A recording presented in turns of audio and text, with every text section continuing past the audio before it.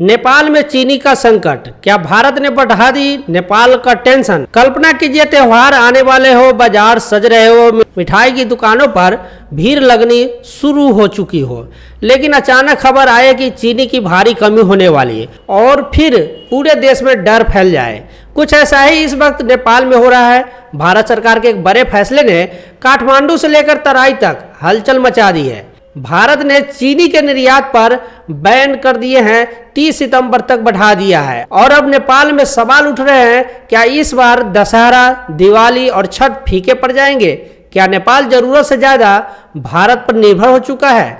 और सबसे बड़ा सवाल, क्या भारत को पड़ोसी धर्म निभाते हुए नेपाल की मदद करनी चाहिए या पहले अपने देश के लोगों के बारे में सोचना चाहिए।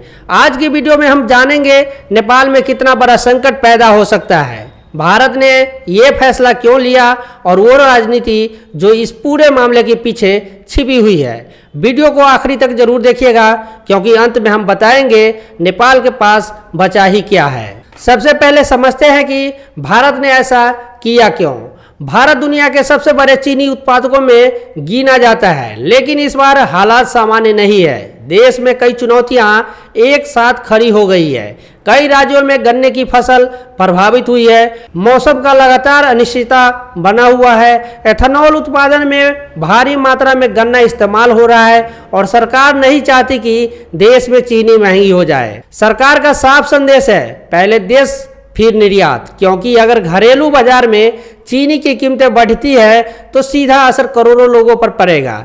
लेकिन भारत के इस फैसले का सबसे बड़ा झटका लगा नेपाल को। नेपाल की सबसे बड़ी समस्या क्या है जानते हैं। नेपाल अपनी जरूरत की लगभग 90% चीनी भारत से मांगता है। अब सोचिए, जिस देश पर आप पूरी तरह निर्भर हो, अगर वही सप्लाई रोक दे तो क्या होगा। बस यही डर नेपाल में फैल चुका है। काठमांडू के व्यापारी कह रहे हैं अभी स्टॉक खत्म नहीं हुआ, लेकिन बाजार में डर बहुत तेजी से बढ़ रहा है और जैसे ही डर बढ़ता है वैसे ही शुरू हो जाते हैं जमाखोरी, कालाबाजारी, कृत्रिम कमी और कीमतों का खेल। सबसे बड़ी चिंता इसलिए भी है क्योंकि नेपाल में त्योहारों का सीजन आने वाला है।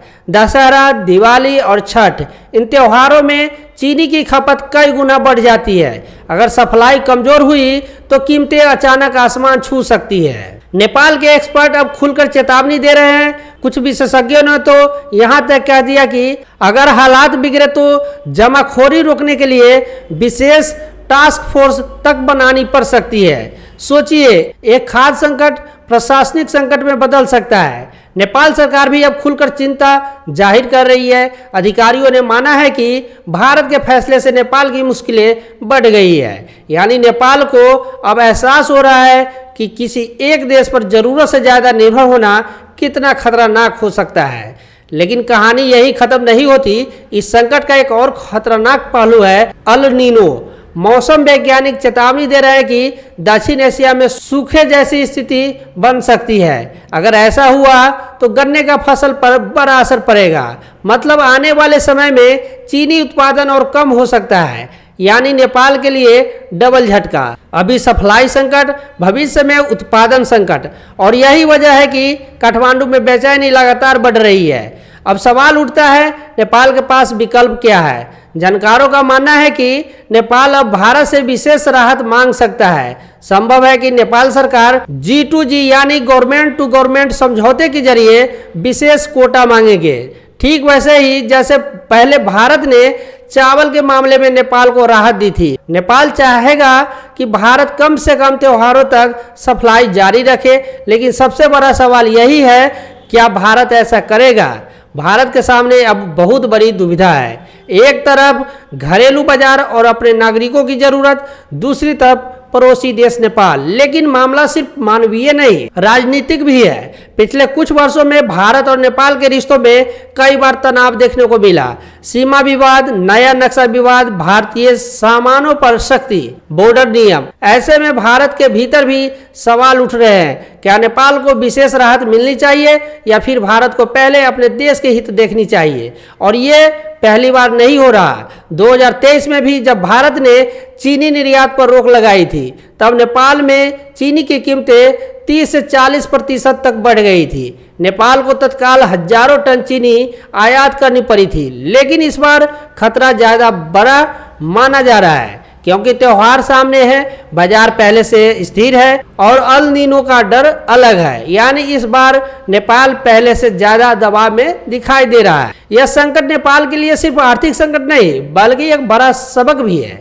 खाद्य सुरक्षा जैसे मामलों में किसी एक देश पर अत्यधिक निर्भरता हमेशा खतरनाक होती है। नेपाल को अब घरेलू चीनी उत्पादन बढ़ाना होगा, कृषि क्षमता मजबूत करनी होगी और वैकल्पिक सप्लाई चेन तैयार करनी होगी, वरना हर साल ऐसा ही संकट सामने आता रहेगा। दोस्तों, भारत के एक फैसले ने नेपाल की चिंता बढ़ा दी है। त्योहार से पहले डर का माहौल है, सरकार दबाव में है और अब सबकी नज़र भारत पर टिकी हुई है। लेकिन सबसे बड़ा सवाल अभी वही है, क्या भारत को पड़ोसी धर्म निभाना चाहिए या पहले अपने देश की जनता और घरेलू बाजार को प्राथमिकता देनी चाहिए? और क्या नेपाल को अब भारत पर निर्भरता कम करनी चाहिए? आपकी राय क्या है? कमेंट सेक्शन में जरूर लिखिएगा। अगर वीडियो पसंद आया हो तो लाइक करें, चैनल को सब्सक्राइब करें और बेल आइकन जरूर दबाएं, क्योंकि हम आपके लिए लाते रहेंगे ऐसे ही बड़ी अंतर्राष्ट्रीय और राजनीतिक खबरों की गहराई से पड़ताल। मिलते हैं अगली वीडियो में, तब तक के लिए धन्यवाद। जय हिंद।